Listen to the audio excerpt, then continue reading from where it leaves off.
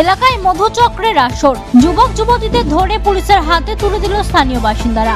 এলাকাবাসীদের অভিযোগ, দীর্ঘদিন ধরে এলাকায় মধুচক্রের আসর চলত। ক্ষুব্ধ স্থানীয়রা বাড়ির মালিক সহ যুবক যুবতীদেরকে ধরে পুলিশের হাতে তুলে দিল। সোমবার দুপুরে ঘটনাটি ঘটেছে বনগাঁ থানার চাঁদা জামতলা এলাকায়।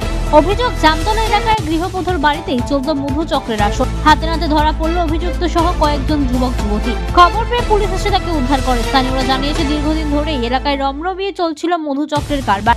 অভিযোগ, স্থানীয় বাসিন্দা ও অভিযুক্ত মহিলা নিজের বাড়িতেই বহুদিন ধরে দেহ ব্যবসা চালাতেন। প্রতিদিনই দিনরাত নানা সময়ে অচেনা ছেলেদের আনাগোনায় ক্ষুব্ধ হয়ে উঠেছিল এলাকার মানুষজন। এর দুপুরে স্থানীয়রা হাতে নাতে ধরে ফেলে তাদের। খবর পেয়ে পুলিশ অভিযুক্তদেরকে উদ্ধার করে গেলে অভিযুক্ত গৃহবধূর ওপর চড়াও হয় স্থানীয়রা। বনগাঁ থানার আইসি ঘটনাস্থলে উপস্থিত হয়ে অভিযুক্তকে আটক করে। ঘটনা তদন্ত শুরু করেছে বনগাঁ থানার পুলিশ। আজকে যেটা ঘটেছে চাঁদা জামতলাতে, সেটা এর আগে ঘটার অবশ্যই দরকার ছিল। আমাদের ওখানে দুটো মেম্বার আছে। মেম্বারগুলো একদম থানা থেকে শুরু করে এসপি, এসডিপিও সবার কাছে মাস পিটিশনগুলো জমা দিয়েছে। মাস পিটিশনগুলো আমাদের কাছে আছে, দীর্ঘদিন ধরে জমা দিচ্ছে। এবং এই ব্যবসাটা আজকে একদিনের না।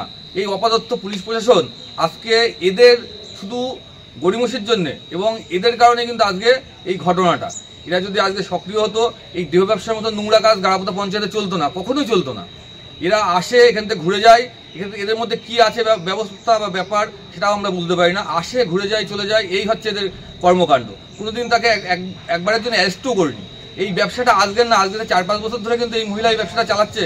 এই কাকলি, এর নাম হচ্ছে কাকলি।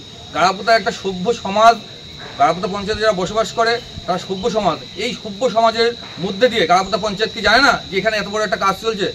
গাড়াপোতা ক্যাম্প কি জানে না? বনগাঁ প্রশাসন কি জানে না? জানে। এরা নিশ্চয়ই কোনো এদের সুবিধা পায়। এরা সুবিধা ভুগি। এবং চটিচাটায় টিএমসি পঞ্চায়েত, মমতা ব্যানার্জির চটিচাটা টিএমসি পঞ্চায়েতের কারণে কিন্তু আজকে এই সমস্তগুলো চলছে। এরকম ঘটনা আরও আছে গাড়াপোতাতে। আজকে পাবলিক খেপেছে, তার ব্যবস্থা নিয়েছে। এরকম আরও পাবলিক খেপে যাবে। পুলিশ প্রশাসন এখনো পর্যন্ত যদি সঠিক না হয়, যদি সজাগ না হয়, তাহলে এর ভবিষ্যতে আরও খারাপ হবে। এবং এত পরিমাণে ঘটনা আছে, ভরতপুরের ঘটনা দিয়ে আবার শুরু হবে, খুব তাড়াতাড়ি শুরু হবে।